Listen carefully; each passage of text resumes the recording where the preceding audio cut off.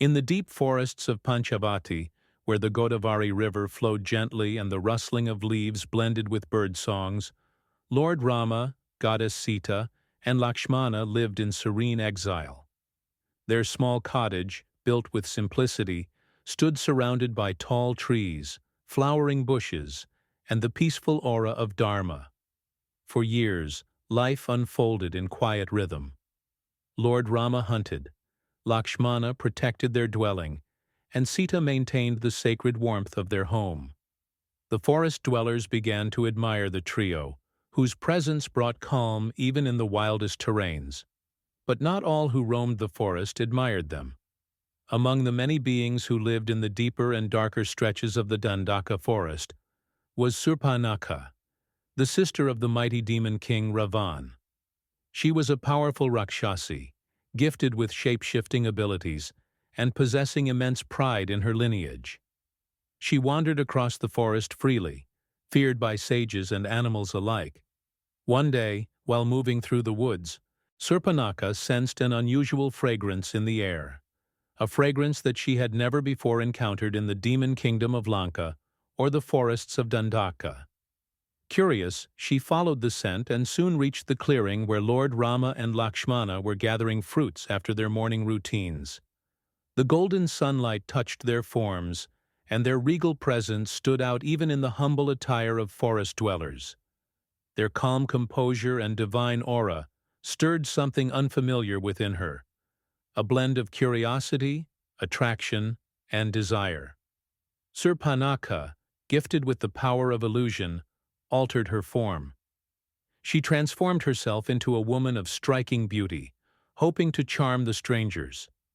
With graceful movements and confident steps, she approached Lord Rama. She felt drawn to his majestic presence and assumed him to be unattached and accessible. When she noticed goddess Sita seated near the riverside, her mind ignited with jealousy. She imagined that removing Sita from the picture would allow her to claim Rama for herself. But Surpanakha's illusion was shallow before the divine radiance of Lord Rama and the purity of Sita. Even in disguise, her intentions carried a dark edge, and her inner nature could not be completely hidden. Sita's eyes caught the unsettling aura around her, and Lakshmana sensed the danger instantly. Surpanakha's presence felt like a storm cloud entering a peaceful sky. Realizing Sita stood in the way of her desires, Surpanakha's jealousy grew into overwhelming rage. Her thoughts spiraled with violent imagination. She believed that if she removed Sita, Rama would choose her as his companion. Overcome by this obsession, she dropped her elegant illusion and revealed her true Rakshasi form, wild, fearsome, and dreadful. With blazing eyes and sharp nails, she charged toward Sita, intending to attack her. In that moment, the peaceful forest transformed into a battlefield. Lakshmana sprang forward with lightning speed, positioning himself between Sita and the enraged Rakshasi. Lord Rama stepped ahead as well, but Lakshmana, understanding his brother's duty to protect Sita without physical harm, took responsibility for confronting the threat directly. Surpanakha, fueled by fury and humiliation, lunged toward Sita with claws raised. Lakshmana stood unshaken, his warrior instincts awakened. With quick reflexes, he intercepted her attack and pushed her back with effortless strength. Surpanakha was stunned, not expecting resistance from a mere ascetic. The more she struggled, the more her anger clouded her judgment. Lakshmana, disciplined and loyal, wished to avoid killing a woman, even though she was a Rakshasi. But Surpanakha's violent intention toward Sita crossed the limit of tolerance. Her aggression left no room for mercy. Lakshmana decided it was necessary to teach her a lesson that would prevent her from harming Sita again. As Surpanakha attempted another assault, Lakshmana unsheathed his sword in a single, swift motion. Before she could react, he struck with precision, cutting off her nose and ears, the symbols of pride and beauty. The act was sharp but controlled, aimed not to kill her, but to disable her violent advance.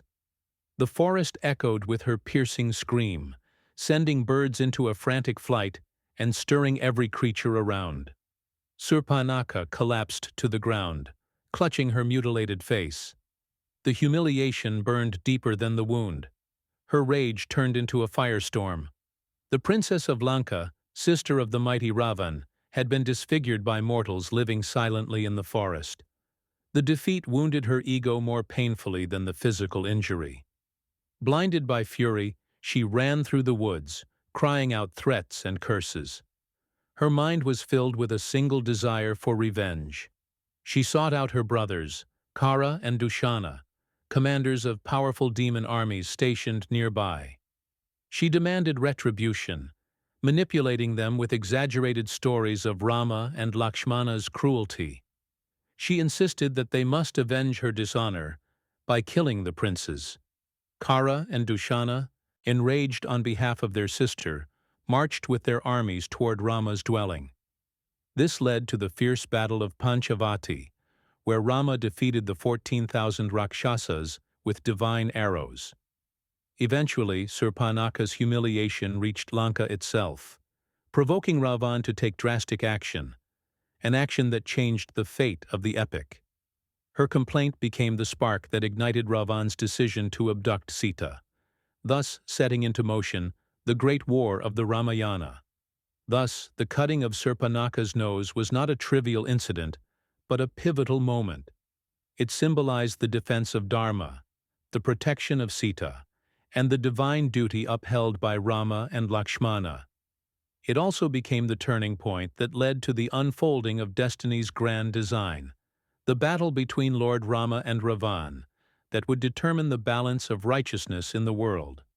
If you enjoyed this story, don't forget to like, share, and subscribe to Mythology Medley. Click the bell icon for more such amazing mythological content.